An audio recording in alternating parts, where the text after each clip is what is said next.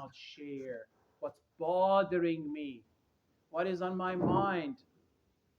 When I cannot share that, then I'm lonely. Doesn't matter how many people are in my family, or how many friends I have, or how many friends on social media or followers on social media I have. Doesn't mean anything. But if I'm in a relationship that I can talk with someone, I can share, I can be myself. That person doesn't want to change me. I don't need to put on a mask for this person. That's the meaningful relationship. So, a lot of us need to actually look into our groups of friends and people to see who are these people. If I find even one or two or three of the good friends, I need to get in touch with them. They are very valuable. I need to appreciate them. I need to keep the contact with them. A lot of these friendships are not going to be made so easy, so I have to invest. Relationship, marriage is like that too. I'm investing. It is a very, very beautiful word, investment. We are investing our life, our youth, our energy, our care, our love for each other. So we have to just grow it and make it bigger and bigger and bigger. Listening.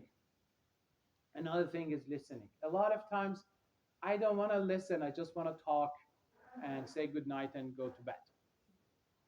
But how many of us can be good listeners? It is said, it is said that active listening is going to heal someone. A person that needs to be healed, hello, maybe anxious, depressed, just active listening can do a lot of work for this person because wants to be heard. How many of us in our relationships, in our marriages, can actually listen? We know how to listen. We need to learn how to listen. Okay? A couple of things about active listening. Tell me, guys. Repeat what you said. Oh, wonderful. Yes. Eye contact. Eye contact. Eye contact. Eye contact. Put the cell phone down. Do something. Put the cell phone down. Put the cell phone down. Put the cell phone down. Or turn it off. Turn it off. Throw it out the window. Nodding. Yes, I love that. Yeah. Repeating, nodding. This shows that I'm hearing you. I'm listening to you. What else? Eye contact. Yes. Huh? Smiling. A smiling, if it's appropriate. Feedback. Uh-huh, uh-huh. Well, here you're listening. You're not talking. Say that again. Giving some feedback as you're Giving some feedback, asking questions. But validation. Validation. But you don't want to constantly listening to your spouse complaining and nagging and just Negative. give you negative vibes while you're listening and you're nodding and you're I Okay. think that also goes back to the boundary setting. I think he's just talking about like a regular check-in. Yeah, Just but this I will answer your question if it's a question. Uh, listening is important. That we listen, we give each other eye contact, we nod, we ask questions, we make comments. That I'm listening to you. My body also talks because I'm coming forward. My head is towards you, and I'm listening, and I want to know what you're talking about. So the body is important. Do I have more time or? Because Rabbi is here, we don't want to waste his time. He needs to wake up early in the morning for Selichut. So that listening is very important, and we all need to be listened to. But sometimes we have a difficulty in that. In general, men talk less. Women, general, but we have it talk more. The reason for that is because the language part, the left hemisphere in women is bigger, larger, more active than men. So we see a lot of men that they keep their emotions inside. They don't talk about it. They don't let it out. We see that men tend to give the silence treatment یا قهر بکنن. Men do that more often than women because they don't have that language skills. Generally, we have exceptions, of course. Uh, so we see that a lot happening. So we have to also women let men talk or encourage them to talk or give the environment open space for them to talk. What's there?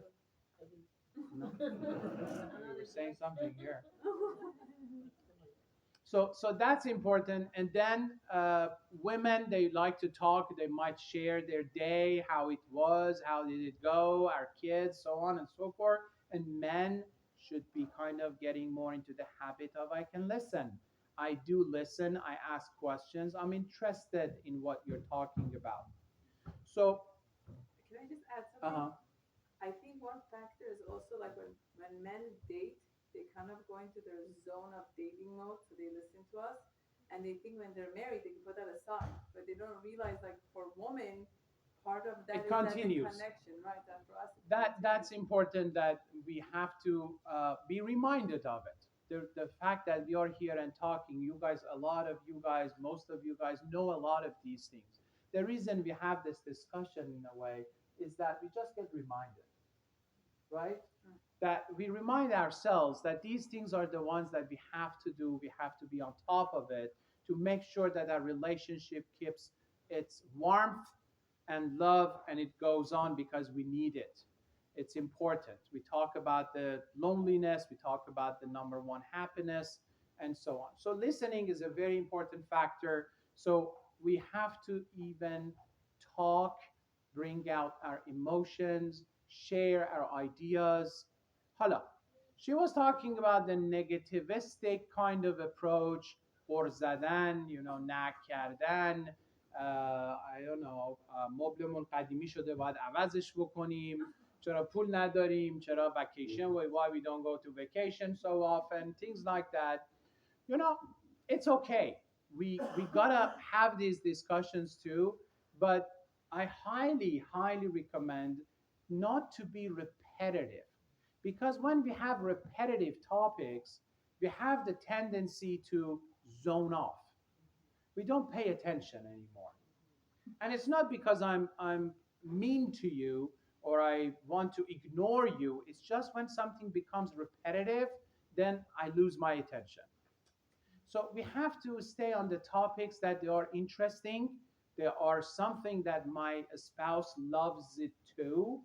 So we have to know each other in order to do that. So some of that discussion should be including some of our uh, uh, Mutual interest. mutual interests, or even if the other person has interest, maybe I can go and research it and find out about it.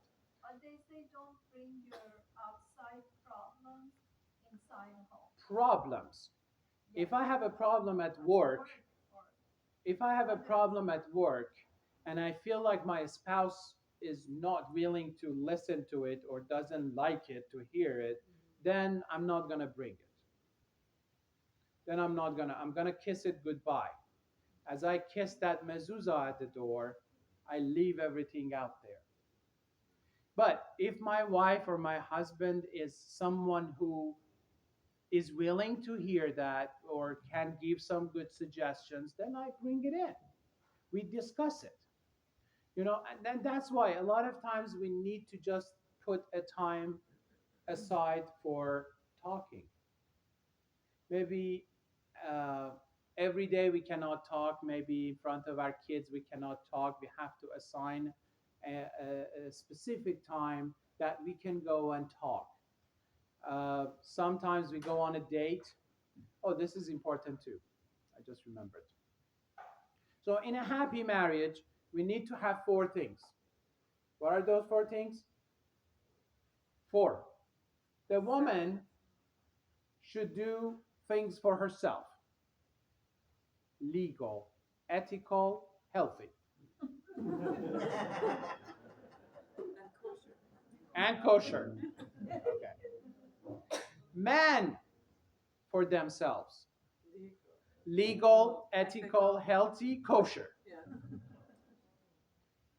Women, I mean, the wife and the husband together are doing some sort of activities, having fun, doing, I don't know, go to the gym, go to lunch, go to for a coffee, go for a walk, whatever, be creative.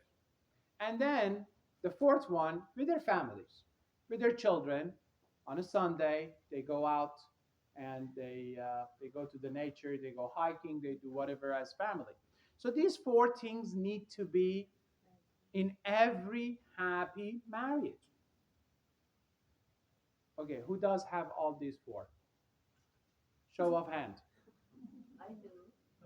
I'm kidding. You do, you do. You see me I walking agree. all day? She's my neighbor, I can Okay. agree. Alone or with husband too? Husband, she With does all husband, four. all Exactly. four she And does. hand in hand too. Yeah. Hand in hand. We walk hand in hand. Yeah. We are their We all the neighbors, we all see Okay. that. They all attest to it. They all attest to it. That's the secret of your 52 years of marriage. Well, but I knew him when I was 16. Ay, and ay, ay. It took us like four in Uh-huh. Iran. In Iran. Then he went to America. Then 4 years later, he wrote me a letter to come and get married. So I went to New York to my brother's I house. love it. So We got married in an apartment like this space. We cooked our dinner. I bought my own ring. Wow. He had no money. You got no money. No. Listen, ladies. She bought her own.